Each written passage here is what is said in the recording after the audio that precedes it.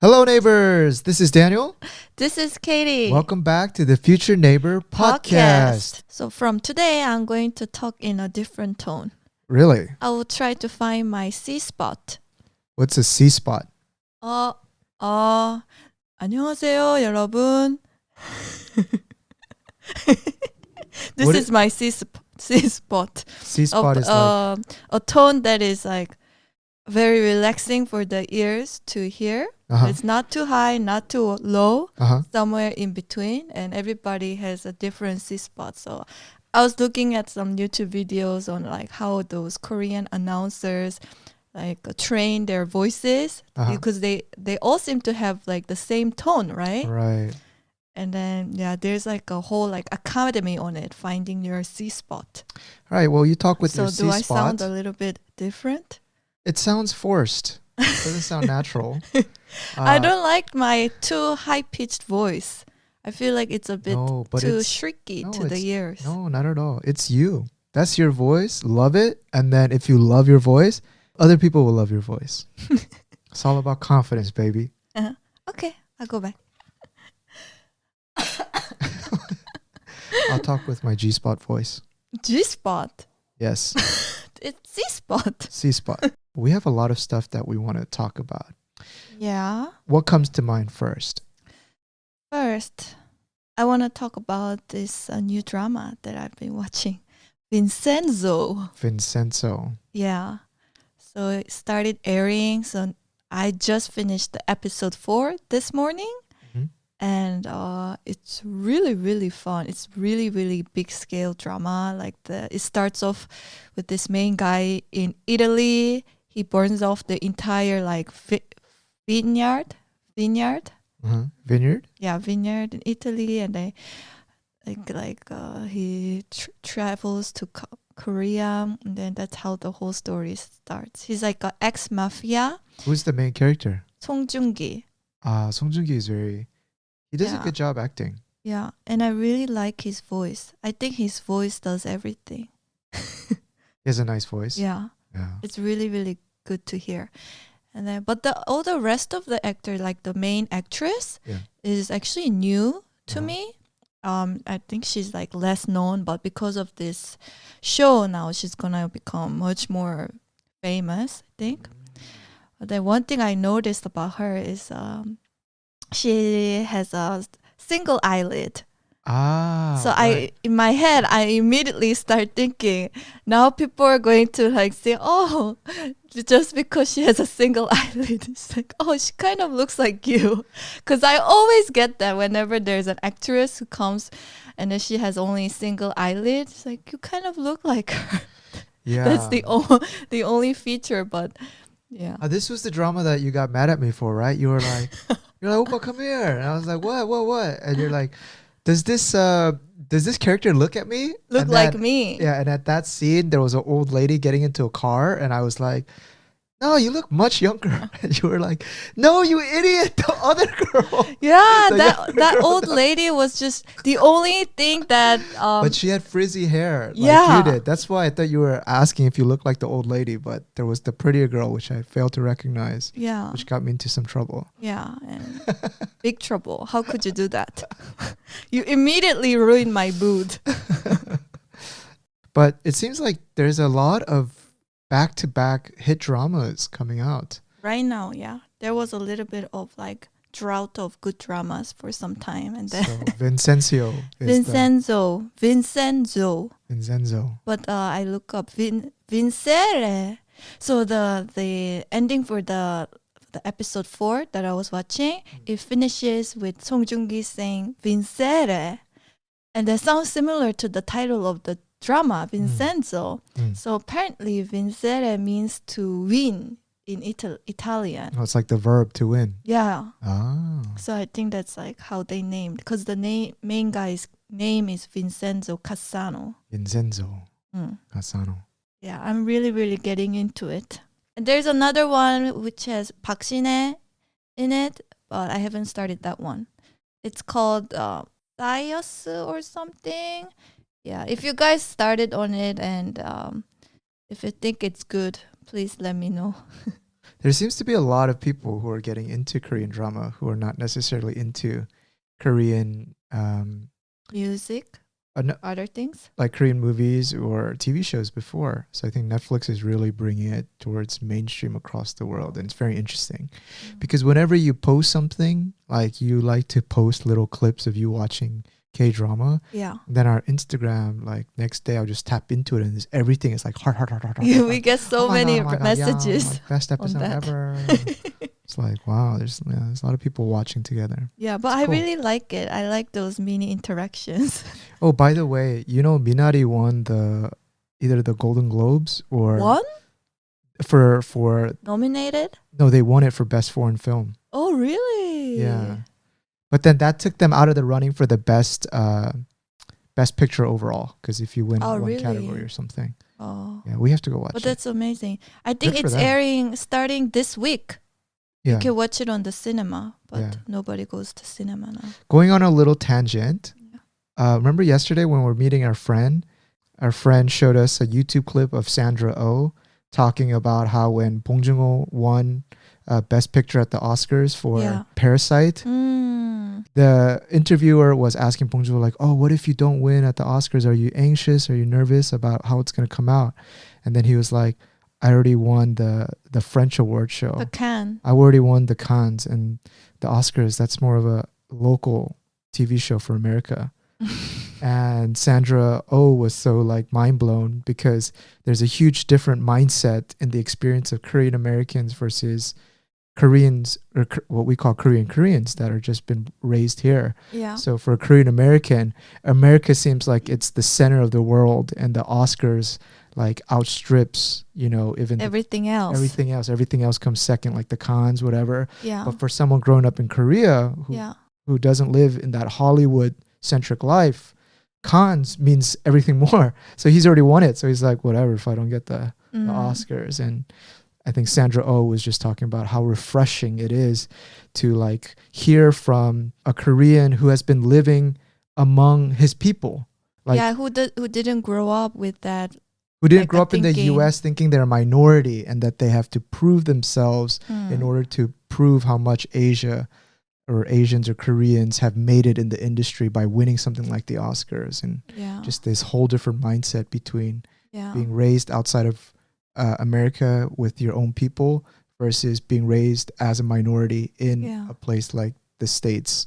That conversation, just random, like, because we met our good friend, we went climbing and then we went for some beers, and it started off with that conversation, and we went into this whole spiral about like bathrooms for transgender to all sorts of like crazy things that, like, you know, it was just fun to it was just fun to talk about. And what's nice when you talk with friends or debate with friends, especially with friends who are strong opinionated, is the fact that they give you the benefit of the doubt that, you know, you don't get like too angry, or like you calm down because this is your friend, right? So even though you're trying to convince them, but at the end of the day, you have a little bit more empathy to understand where they're coming from and why they think that way. Yeah. So I think there was a little bit of devil's advocate playing yesterday. I know that there were some tensions. I know that all of the things that we were saying were not necessarily what we 100% believe in. Yeah. But just to make the conversation more lively and to get another round of beers, we started going. That was fun. It was fun. Yeah. I like conversations like that.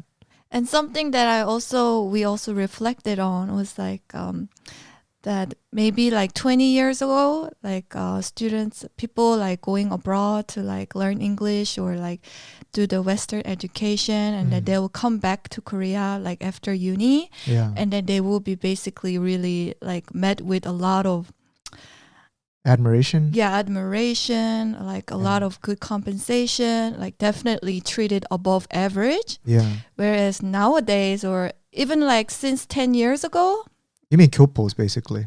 Yeah, or not just 교포, 유학생 as well. 유학생 is basically a term for students who are just studying abroad, but not necessarily immigrated to that country. Right. Yeah, they'll come, but they're not treated the same way as before. if anything, there's a higher expectation of like these 교포s or 유학생s. I guess a lot of the times people find out that maybe, I mean, there are cases that there might be a difference, but you know, because there's so many of them now. Up until the early 2000s, I think a lot of Korean companies were trying to establish operations or get their products abroad. So having people who could speak English well was really sought after. Yeah. And not many people had the money to send their kids abroad. So if you were educated in the States, in the UK, or whatever, like first world country, and you came back, again, like you're saying, you got this nice level of distinction. But having seen that person work within the company, that signaling, it shows that, oh, maybe that person is not worth how much we're paying, right?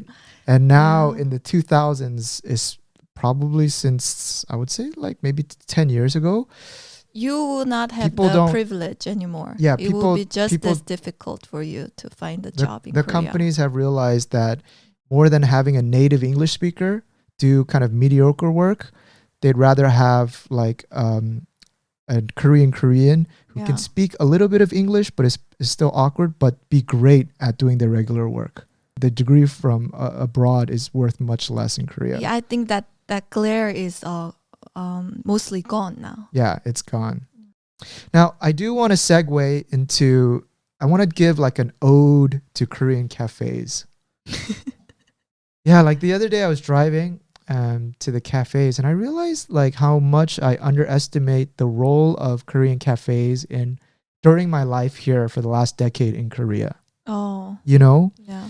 I think it represents, or it's a part of your life in every stage of your life. When you're a student, you go to the cafes because you don't want to work at home, or you don't want to work at a hagwon or something, and you need a place to be outside your home. You go there and study. There, you meet friends at your cafes, and let's say you flirt and you establish like little like flirts and loves, and you just hang out at the cafe. When you graduate and you start dating, where do you meet your date first? At a cafe. Now, let's say, you know, you're married and let's say you wanted to do a startup. What's the best office, free office? Cafes. For me, after I finished my corporate job too, I went to so many cafes in Seoul.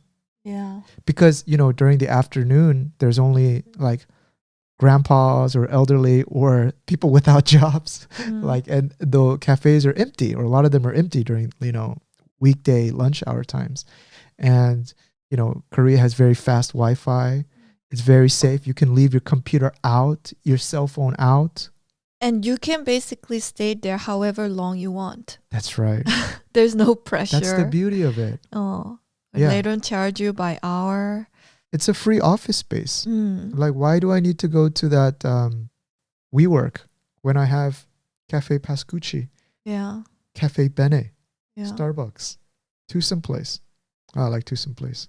The facilities are always so great, clean. The toilet's always so clean. So clean. And what I usually do was like, I would go there early, work, and then at lunchtime, go out to the kimbap place, go eat, leave all my stuff there, come back, no one has touched it. Even if it's like packed. I have never lost a single thing at a cafe. It's great. Yeah. And I think there's so much appreciation for this. But I think we take it for granted. Because I think so. Cafes in different countries doesn't represent a working space. It's just for like literally drinks, like coffee, a cup of coffee. Exactly. Like in Europe, like those mini like cafes, most of them are for sip and go. And then they don't have that many outlets too. And there's not that culture in the States, for example, for you to be there all day. Like you would get that pressure of like, excuse me. So. That's why when I was in the San Francisco for a while, I remember there was this, in order to work at a cafe, I had to go find this hourly charging like cafes. Oh, I see. I had to pay by the hour. I see. Which I thought was so like strange at the time. That's why in California there was this incident where McDonald's were getting a lot of hassle or getting a lot of flack for kicking out Asian grandparents. I think most of them were from Korea who came with the mindset that you could just park your butt in a seat all day. So they don't have much money. So they would order like a hash brown and stay there from the morning with a whole pack of newspaper because they probably want to be outside the house. I don't know, but you know, and then they just stay out there. They're bringing that Korean mindset to outside. So were they complaining? Yeah, they were complaining that these elderly were just taking up seats the whole day. Oh, I see. I was actually... do you know where we find those Korean 할아버지s in Korea? Baekjeongwon's cafe. No, have you ever seen 할아버지s in cafes in Korea? No, right? Not at Starbucks because it's too expensive. No, but even like all those cafes that we go to. Yeah, Baekjeongwon cafes there are. Oh, really? Yeah, because it's so cheap. Oh, okay. They buy like a $2 Americano and basically playing like... Oh. Well, there is a place that's even cheaper. Where's that? I usually see them on the first floor or B1 floor of Lotte department store. B1 floor? Yeah, where there's lots of seats. Oh, really? Yeah. Yeah. So then think about it. Like that's like the meetings place. The cafes are the meeting places for the older too. So cafes play this. It's integrated to our lifestyle in Korea from basically from young child, student, all the way till you die. You know? Yeah. There's no other place that we usually meet up other than cafes, right? So I got interested in this and I kind of took a look and I'm going to throw out some data. So, well, this was the 2015 data that they had on Wikipedia, but there is 17,000 coffee shops in Seoul. It's a lot. Yeah, that's a lot. But you have to do it relative to other countries. I knew you would ask that. This is what happens when you talk with someone from LSE. Just the relative benchmark. Well, I didn't look at it. Anyway. And then a follow-up data point, because I know you didn't do any research. I ain't seen you spitting out any data. So take it for what it is. The second one is per capita consumption is 2.3 kilos per person per year.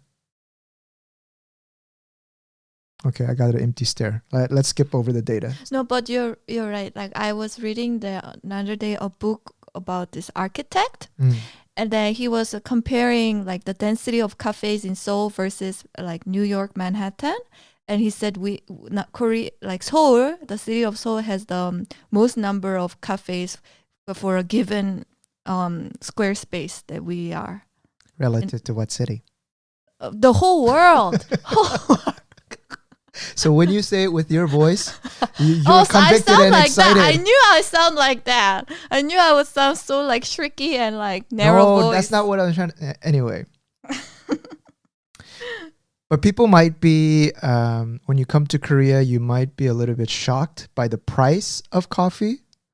And so, for example, when my brother-in-law came to Korea and he stepped into a Starbucks, I remember him stepping out with my sister and he's like, oh, hell no, I'm not paying for that. I was like, really? Yeah. Starbucks? Yeah. And I was like, well, what's the problem? He's like, in the States, we can get a cup of tea for like $2.50. This is outrageous. Really? Yeah. Because in Korea, a cup of, they call it tivana or something to Starbucks. Yeah. I think that runs around 6,800. Yeah. About $6, around that much for a cup. And then, like an Americano in Korea, starting from about $5. That's the basic price for.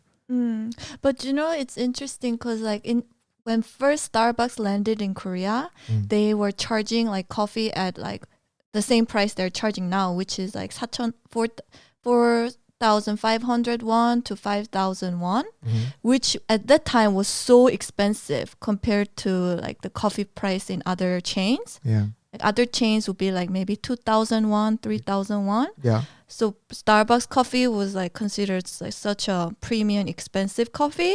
But now they've raised the standard for all the other cafes. So basically anywhere we go, they charge similar price as Starbucks. Yeah. Yeah. Oh, that's... Sometimes there's a coffee that's like costs like 7,000 won. Yeah. You know, like Terra Rosa. Yeah, the more premium one. That's around $7. They want to be the for Hermes. a coffee. Actually, we sell it on Gochujar. They're like, their interior is like trying to be like the Hermes. That's what the Hermes of Starbucks. But we've been brewing our own coffee at home. Brewing, is that the word? Yeah, we've been hand drip coffee. Yeah. It's been nice. Yeah, I like it. It's a good time to roll in our sponsor.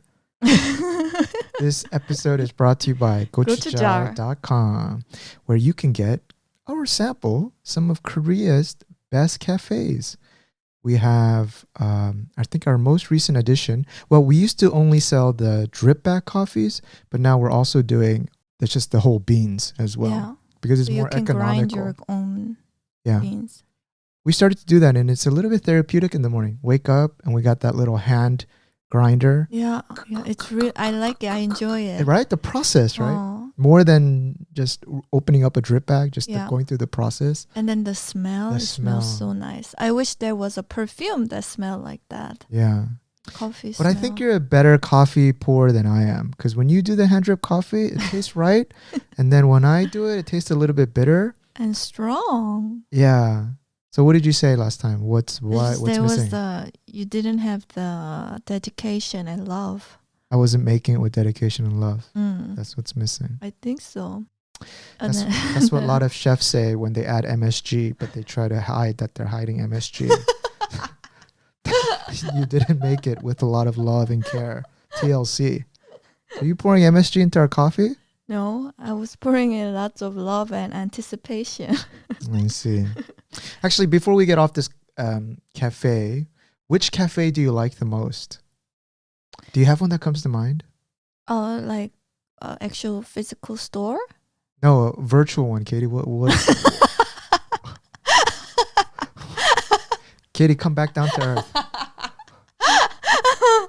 Oh my gosh, if there was a virtual cafe that we could enter into, that would be super fun. Oh, speaking of which, we were thinking to start doing some games now. And we were looking at some Nintendo Switch. We don't have that at home yet. And we were pondering between Nintendo Switch or the PS2. Is that PSP? It's at PS5 right now. PS2, I think you can't even find it. Yeah. So No, we thought it'd be fun to break up the monotony of work. Instead of watching getting sucked into watching 3 hours of Netflix, because it has that continuous play. Why don't we play like games? But I think you wanted to play the cute Nintendo Super Mario one, and I wanted to really simple.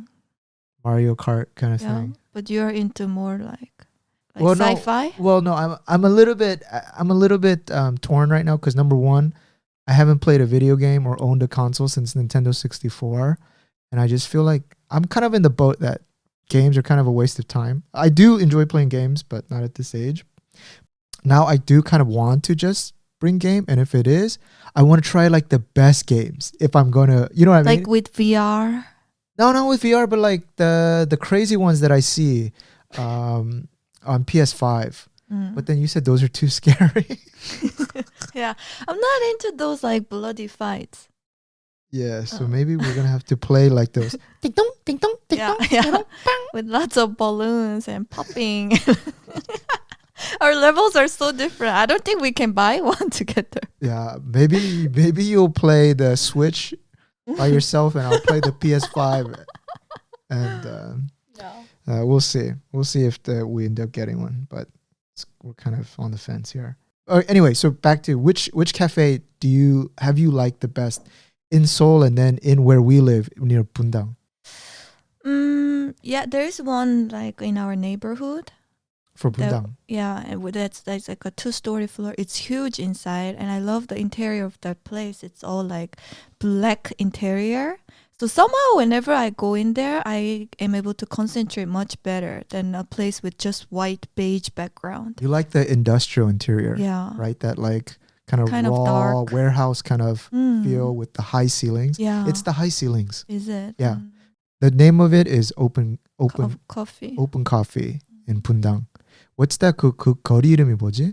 백현동. 백현동 커피거리인가? 카페거리. 카페거리. Yeah. So, Yeah, I like that. And they have so many like outlets too. Yeah. Every street there's an outlet. So well, I feel like there's one criteria that we always filter through. Since we always bring our laptops to work at cafes, we always go, are there outlets? And Yeah. if not, then it's just we just move on. But the idea of going to one of those like very like quaint, and because you also like those like dimly lit cafes. Yeah. The idea of reading a book, The idea, yeah. the idea is always so appetizing, right?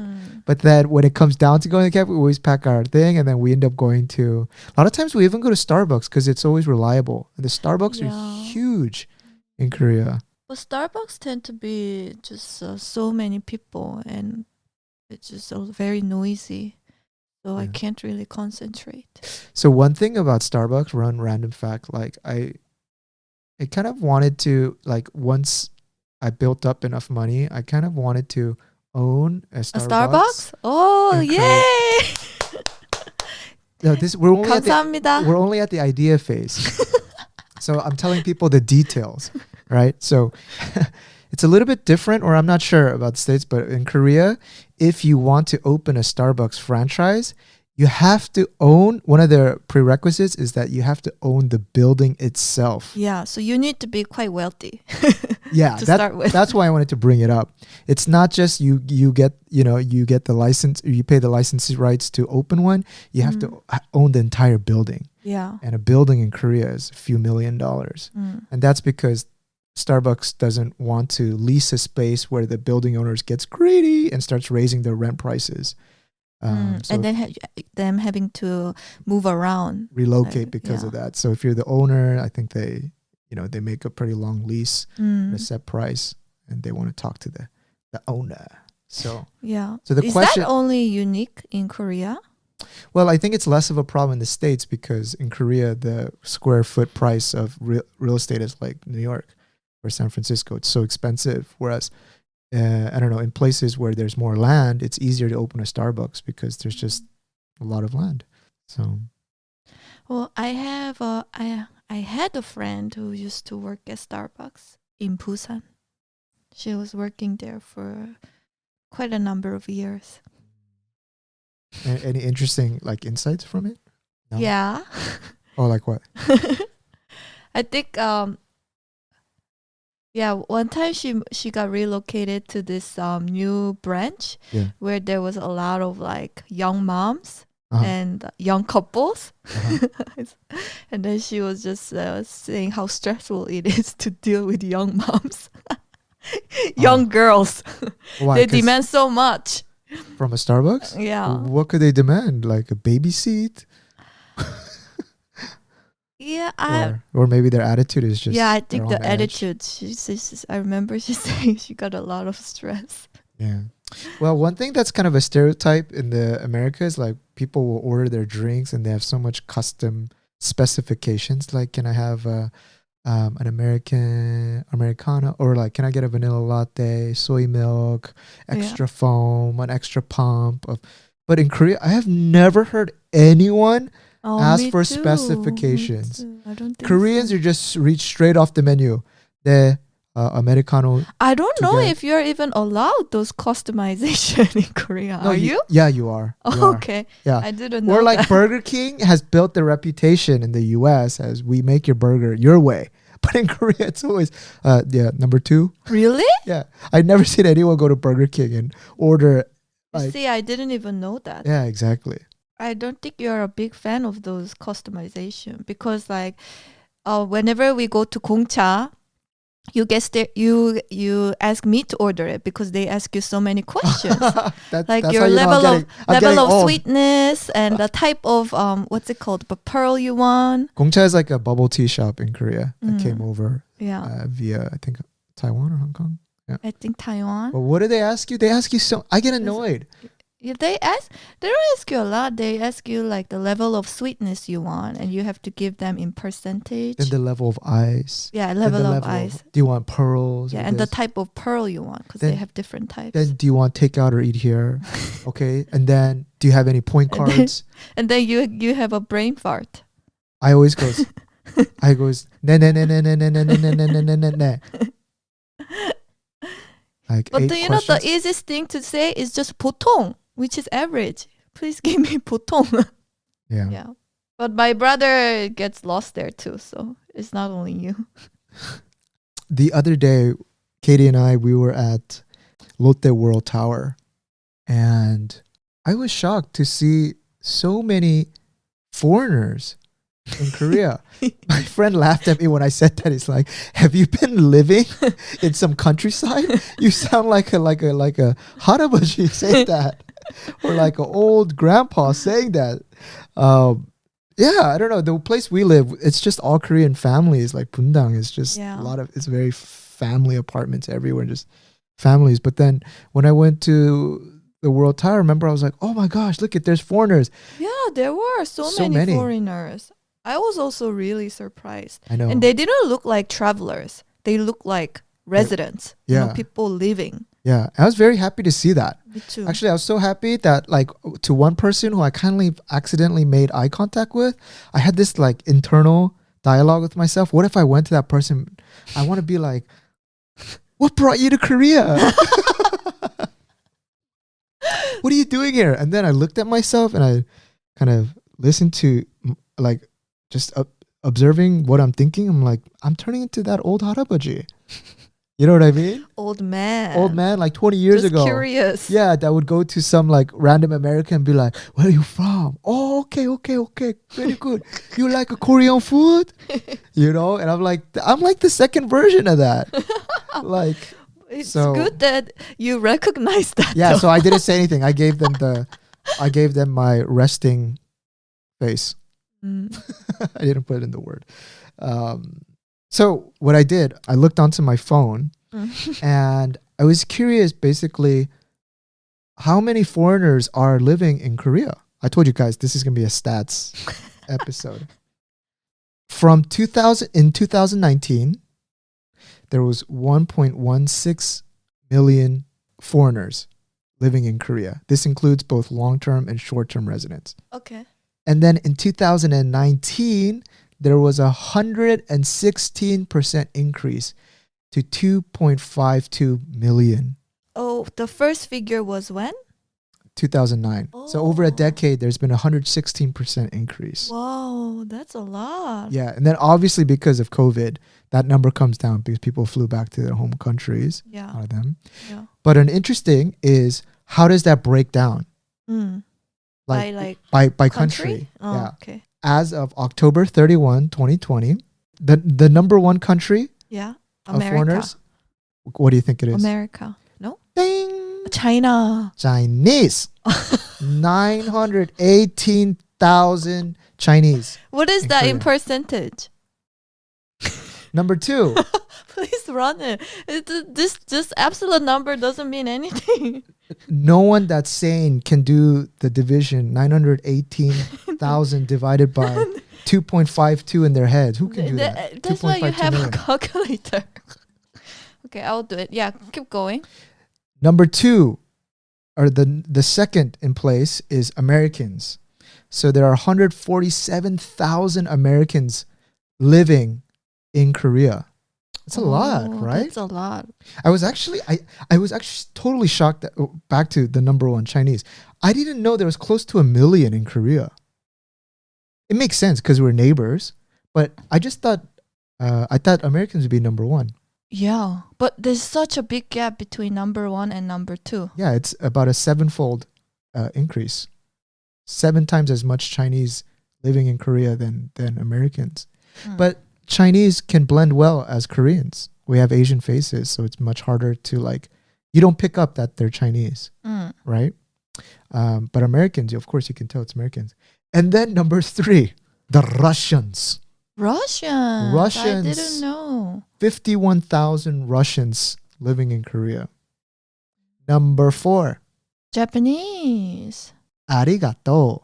韓国ですね。 Nihonjin desu yo. 日本人ですね。 That's 27,200 Japanese. すごい。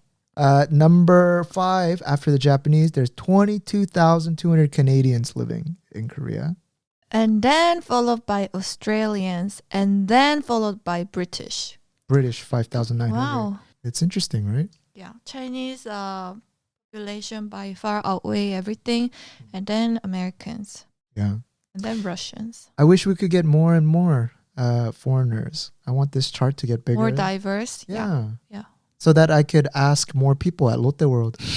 Excuse me. Get your statistics. Excuse me, where are you from? Oh, okay, very nice. You like a kimchi? I'm sorry, guys. I think these are totally the questions my dad would ask someone. You like a kimchi? Okay. Now, another reflection. We were at Gangnam yesterday, and we were walking down the main streets, Yeah. and it's sad. I mean, it's like this probably everywhere in the world at the moment, but seeing Gangnam... It's very symbolic in Gangnam because it's the busiest district in Korea. Yeah. It's usually jam-packed. Yeah. And empty.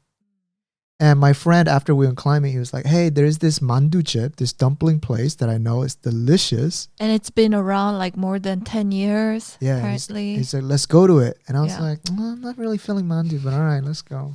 Yeah, but I got a feeling it's one of those really authentic, like grandma places. So I wanted to try. Yeah. And then Katie was just like, just randomly, she was like, are you sure it didn't close down? And my friend's like, what do you, of course it didn't shut down. And then we walked in front of it.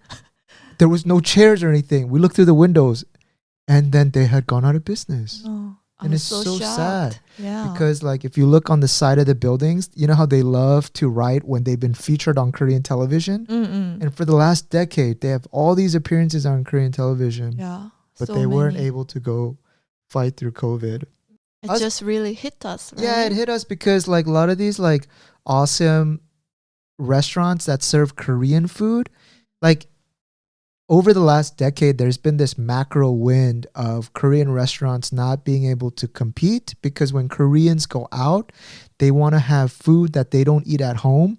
So like Italian food, you could charge a premium for. Spanish food, like or paella. like Thai or Thai, Vietnamese. anything non-Korean, you can put a heavy premium on and people would pay. But when you've got like awesome, delicious Korean food, there's a cap on it. And so when we've got inflation going on and the building owners are raising prices, no matter how good your hanshik, which is traditional Korean food, restaurants are, they can't survive and they all go out of business. And then if, for example, you come from a line of restaurateurs, you usually set up outside of Seoul where the rent is not going crazy. And so that's why a lot of times I get Instagram questions like, hey, where can I get a traditional Korean meal with like banchan all over the table like they did in the old days? Yeah. And I was like, well, you got to get outside of Seoul for that because that's the only way that they can meet or make money. That's so true.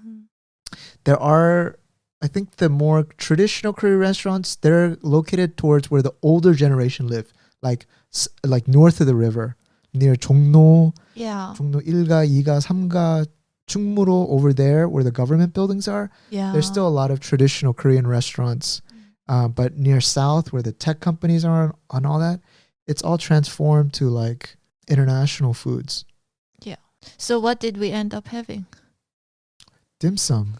Yeah. But it was good. It was really good. But yeah. Yeah. But it wasn't what we were initially planning on. Yeah, it's really sad. Yeah. We should order a lot of food that we enjoy from restaurants to help them through. Definitely. To be honest, the restaurant industry got killed during this COVID. And I feel so bad for restaurant owners and business owners in general. And also, you know, I went to this old glass store. Yeah. And it's like Oh yeah. it was like a new place I discovered like last year, and then sometime last year I got a message from them saying they're gonna close down, like gonna last minute sale. So I thought they would close down. Then when I saw that place still being open, I was like, oh, I'm curious. Let's go check it out because I needed to get a new pair of glasses anyway too. And then I went in.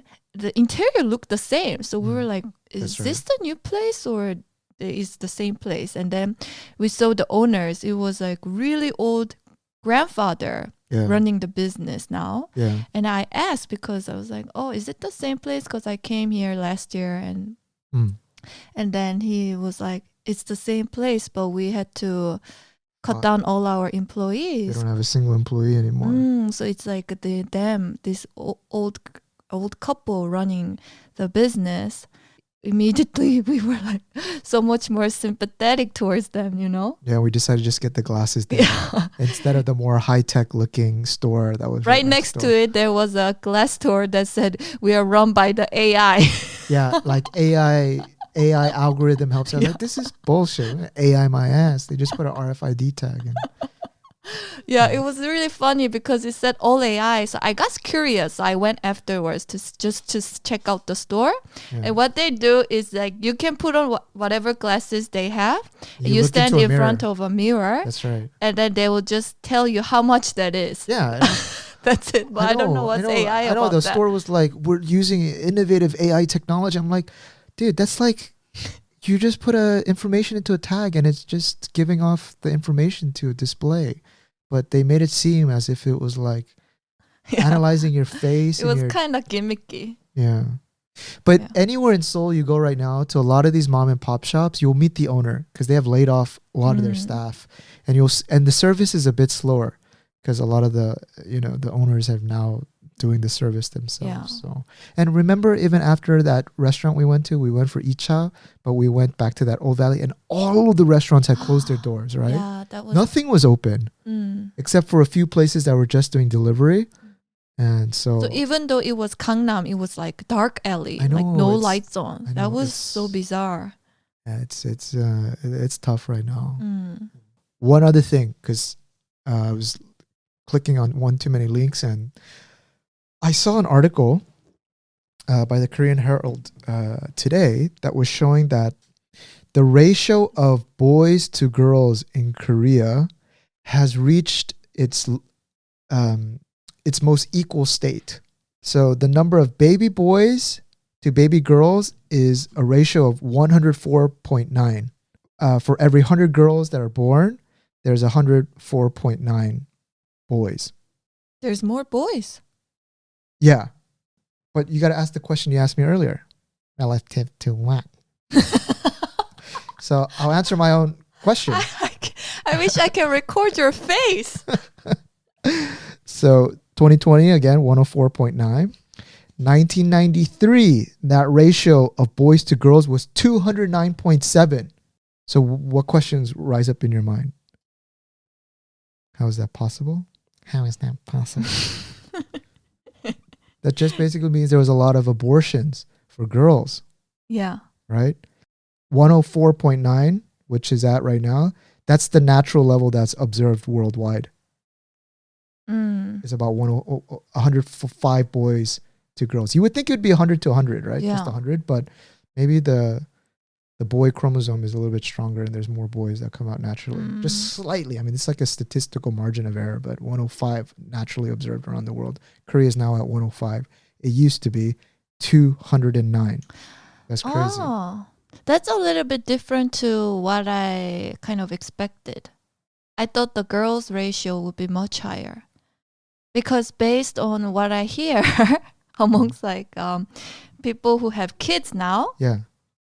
partly there are so many more girls in a classroom than boys. I know, but that's you're reinforcing the point that I just made. But you're saying still there are more boys than girls. No, it was at 2. Okay, so like As in there are more girls. Overwhelmingly more girls than boys you're talking in about an elementary school in the absolute classroom. term. Yeah. You know why that is? Why? So there's a big, I don't know, I'm going to sound so controversial, but Ooh, controversial. there's a bigger preference for girls than boys, basically, Yeah, I know. among parents. Exactly. Nowadays, it's all Yeah. about the girls. They want daughters. So if they have one child and it turns out to be a girl, then they will be content with it. They will not think about having another child.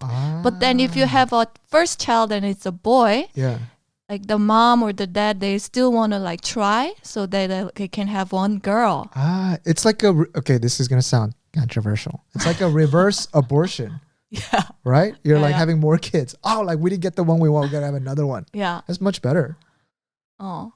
그렇구나. It would be kind of like the David Beckham's couple. keep having the child until they have a girl finally. Oh, is that how it is? I think they have like 4 sons and finally one baby girl. I have a young back in the States, and I don't know if he listens to this podcast, but he had like 3 girls, and I remember a friend telling me that he was just like praying that he could just get, please let me just get a boy. And the 4th, and it was another girl. He was like, I'm done, no more. If he has 5 women in the house now, 4 daughters and a wife, so. I just remember when I, like in my team, when I first joined this team, there was this, one of the colleagues, she was pregnant and she was maybe 2 months due.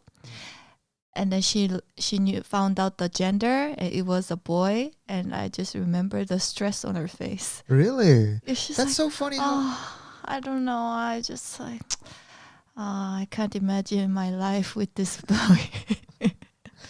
Such a dramatic shift in societal thinking within a few decades, huh? Yeah, she's like, I don't know if I can cope with the energy of this boy. Yeah. Why is that? I think because they're more difficult to raise, apparently. My mom says that to me too. She's like, 남자들 쓸데없다고. 아들들 쓸데없다고. And I'm like, why would you say that to me? Because you're not a 남자. Women are working now, and so the value that boys would be the breadwinner and support the family, that's no longer a thing of gender roles anymore. Women can do just the same amount. And women tend to take care of their family, whereas guys like to branch off and create their own family and like to live more independently than women. No, but I think it's more about the rearing process. The process of raising the child is so much more painful. For a guy? For a guy. They cause a lot more trouble. I see. Yeah, I think. According to these people that I hear, okay? I don't know because I didn't raise a kid. But I can see why they say that. Guys are just like little monkeys jumping around the walls, and girls are just very obedient and playing the piano. That's your perception? Or just like bake a cookie. I love baking. So. I wish my mom told me baking a cookie, like a little 5-year-old's in the baking a cookie. Yeah, that would be so fun. Oh my gosh. Okay. Yeah, I don't think we have a clue about kids. So you should revert to your C note now. Let's see if you can do voice acting. Go back to your present the next thing in your C note. So the other day we were also talking about reflecting back on our university days when we were taking those psychometric tests and online assessment tests for like the companies that we wanted to apply to. Wait, have you started? Yeah. So your C note is just you trying to talk like a guy. There's no difference. Yeah, I noticed that I before. sound like a guy, right? A little bit more guyish. But apparently that gives more like seriousness and like belief to other people. Sounds more trustworthy, right? I don't think so. Let's just go back to your regular voice. And sounds more calm if you're a little bit lower pitched. Let's go back to your regular voice. So you were talking about the standardized tests. Yeah. So you don't have to start from the beginning. Yeah. So yeah, and when I think back on those tests, I just found them. That was like the worst for me because there would be like 20 questions that I had to do in like maybe 20 minutes, but each question would be quite difficult, so I would never be able to finish them on time. You're right. And then like you submit and that's it. So there's no way of like getting to review them or like understanding what you got wrong because they never tell you. And then just like no response from the company afterwards. Yeah. Then you move on. And I just like remember doing so many of those tests. I even bought like a book on psychometric assessment and like doing a lot of those preparation. By the way, Katie was talking about the company standardized test. I cut her off, so in case we're not talking about school standardized test. We're talking about when you're interviewing. Yeah, applying to like financial companies. For me, like Nomura, JP Morgan, Goldman Sachs, these kind of companies. Yeah. And then funny enough, you said you did the same thing. Oh, yeah. And then... Oh, you want me to tell you my experience with one of them? Yeah. But then 왜 내 얘기하는 걸 그러면 내가 왜 이거를 얘기하겠어? Okay, so Katie, please tell me. All right, guys, you see, this is. So I'm gonna just leave this in. So there's this ongoing debate that Katie keeps saying that like as soon as I say or if I like clarify something, she goes, "You completely ruined it," and she'll like break down and give me like this like the most scariest face, and she did it right now. But Katie, come on, continue with your line of thought. So with the standardized test, what was your experience with one of them? Give me like a fun story or any story that you had with No, for me, like I was really, really like tempted to ask like, there is always some geek who can like ace this test so well. Yeah. And then I was like always so tempted and wishing I had one friend who was so good at it so I can ask her to do it for me. But somehow I didn't have someone like that. So I don't know whether it's a good thing or not, but I never actually cheated on those tests. Yeah, me neither. You neither? No, I never cheated on those tests. I thought it was 쪽팔려 to ask someone, which is meaning just embarrassing. Yeah. Like you should be able to pass those. Like before you do the face-to-face interview, you have to get through those psychometric tests. And I was like, if you can't pass that on yourself, what if they ask you to do it in person? You're not going to know how to. Yeah. So just to cover my ass, I never asked anyone. But a lot of people, like the 유학생s or the international students in my school, if they got like one of those first round interviews, they'd do those tests, they would all do it together. I would see them in the library. Like, yeah. I was so envious of those people. I was see. like, please include me. Yeah, they would be doing it together. Like, oh, we got the JP Morgan one. Hey, everyone, come into this. Like, we call it the aquarium because the big windows. But anyway, I never did that. And I ended up failing like half of them because they're hard. Yeah. They're hard. A lot of time pressure. Yeah. And I wondered that even if I passed that, there's so many multiple rounds of like assessment after that, like online, offline, like on-site assessment 1, on-site assessment 2. Yeah. And I even now I wonder if I would have been able to do well if I was like brought up to one of those on-sites. Yeah. I mean, I think a lot of those tests, since there's so many people that applied to them, it's just efficiency filter to weed out like you just get the best person on paper. That might not necessarily be the best person for the company, but I guess for HR's current way of working, you have to filter out people some way. So those tests, you have to be good at it. And you took the infamous Samsung online test. Yeah. Online? When I came to Korea, I took the... You didn't apply to Samsung when you were in Korea? Because I knew that there was that really, really like difficult test, almost like SAT that you had to do to like apply to Samsung. And I was like, no way I'm going to study for that just for Samsung.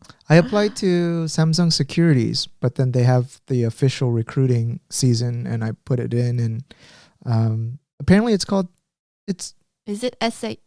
No, it's called SSAT. That's right. It's called SSAT. And when you go to bookstores in Korea, there's a whole section with just books on SSAT, like problem solving. I know. I had no idea. I was coming from the American mindset that this was like a general aptitude test. Like I don't know why, but it just didn't occur to me that Samsung, because I was coming with this like, again, coming from the States, I was just like, Samsung, whatever. It's just like, stupid company, Samsung, whatever. I'm just bitter that I couldn't stay in the US to work there and blah, blah. So I'll ace this, don't worry. Coming with this college mindset. So Samsung. So yeah, the night before, because I thought it was like a high school exit exam. I'm so stupid. I don't know. So the night before, I called my friend and we went out for soju.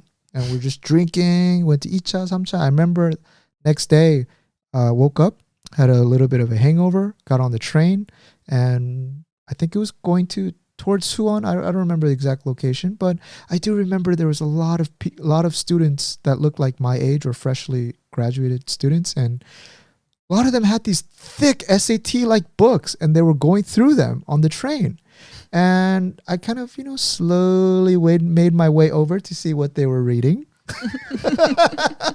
And at one point, after we reached a certain stop, all of the general population had gone off, and there was just people who looked like graduates that were left. And I worked up the courage and I said, are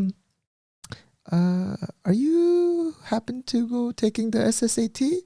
And the girl, she was like, oh yeah, are you? And I was like, oh yeah, I am. And I was like, oh, are you studying for it? What is that book? I asked, and she was like, oh yeah, like, this was the book I got from my hagwon. And I was like, hagwon? Which is like after school academy. And she was like, yeah, like, how long have you been prepping for this? And I was like, I've never prepped. And she looked at me like bewildered. Like, am I standing next to a genius here? And she started to be insecure herself, right? And then she's like, 공부도 안 하셨다고요? Which means like, you haven't even studied? And I was like, oh, 네. And then I kind of explained, no, I'm just coming from America. And she was like, she got kind of relieved, like, oh, 그렇구나요. And then I asked, like, 이거 보통 공부하는 거예요? She's like, 네, 이거 뭐 3개월, 6개월 적어도 좀 준비하셔야지 결과가 좋죠. Like, you have to study at least 3 to 6 months, to get a good result on this test. And then that's when the anxiety started hitting me. And I was like, uh-oh, this is going to be much more than a regular, like, general aptitude test. So long story short, I sat down and it literally felt like I was taking the SAT again. Very formal. Some person with the briefcase, like, rolled it out, told me to put my number 2 pencils on top. And then, I remember there was like mathematics. Then there was general English. And then there was like pattern recognition section. So I knew something was wrong when I was already because I was getting recruited. I applied for the international or something. So they gave my test in English. So it was all in English. Yeah, for but you. it's like the same test, but in English for internet. There's a section again on the English something, and they do that analogy. Like, for example, it's a question for you guys too. Yeah. Okay. Yeah. Let me ask the general people who are listening right now. Actually, I have to come up with an example off the top of my head. Let's think of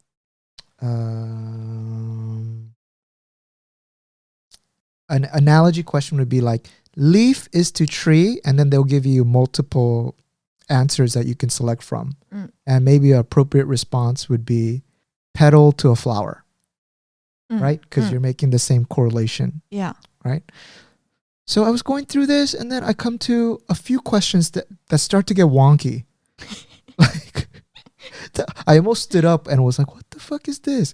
There was one question that was like, rung is to ladder. Huh? Can you spell it? RUNG. What the hell is a rung in this context? And they gave me a ladder. And I was like, is this a misprint?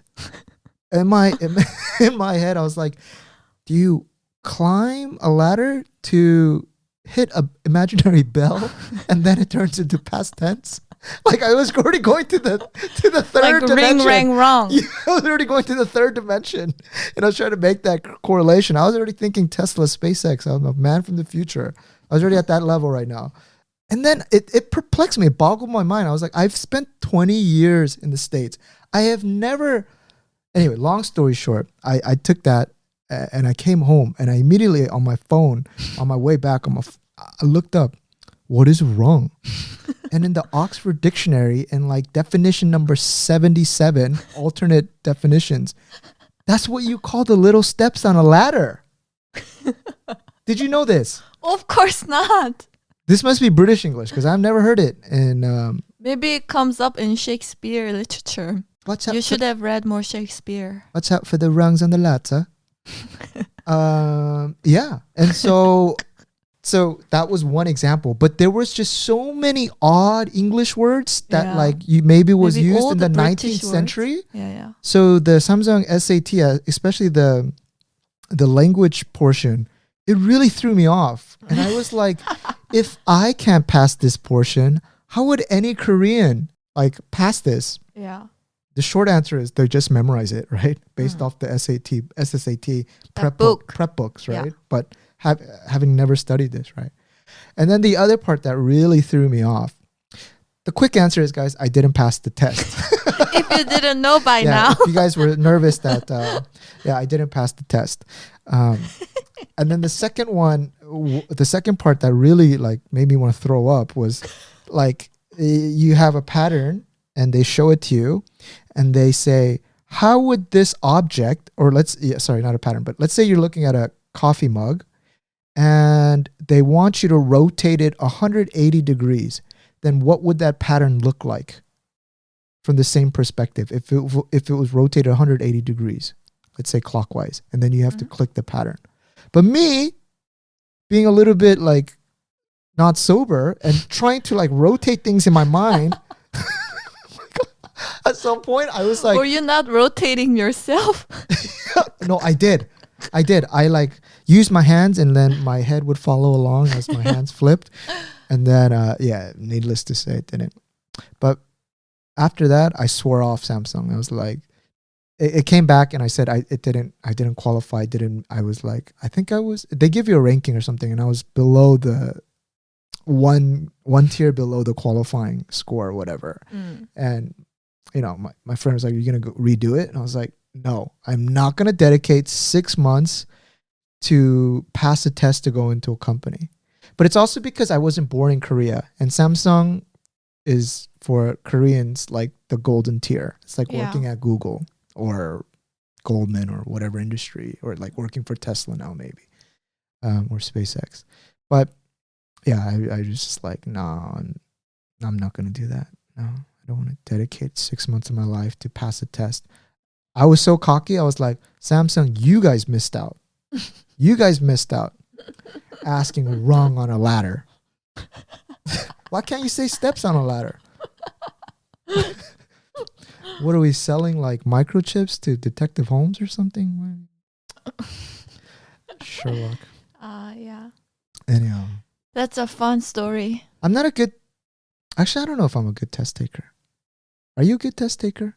I can focus my mind enough to like get the passing grade for like important things, but I don't naturally excel at test taking. Yeah. And especially when it comes to Korean. Yeah. Like when I was working at the bank, we had this like very regular, like not tests, but like assessments. Yeah. And then it would be so painful for me because even if you know Korean, a lot of these terminologies they use are based on Hanja, which is like the Chinese characters. Yeah. So I would always struggle with it. It's all about memorization. Yeah. Yeah. So. Did you guys take the SATs in the UK? No, I took IB, but the British system is A-level. We call it A-level test. Did you do well in your A-levels? I did IB. I did IB too. Yeah. My grades were decent. But you guys don't take a standardized test to go to college? IB. IB is a program. Yeah, but you take the exam at the end of the IB. It's a 2-year program. Didn't you get your final grade? Yeah, but we did IB, AP at my school, and then you have to required, for example, for American universities, you have to give a SAT score. No. In Britain, if you go to a British school, then you would just take A-level. But my school was an international school, so we took IB. So that's all I had to give in for universities. Oh, I see. Yeah. But your school sounds really crazy. You guys had to do like 3 different tests at once. It was so competitive. Like in order for you to stand out at our school, you had to be, we were on a full IB, the International Baccalaureate program. And then to one up each other, people started stacking the advanced placement AP level classes on top. Yeah. And then you have to take, of course, your SATs. Yeah. But then you also have to take SAT 2s, which are subject levels outside of those main SAT. And then we have extracurricular to think about. Yeah, I mean, I don't know. Your school sounds so competitive. That's why me and my best friend, every time I pick him up, we did carpool.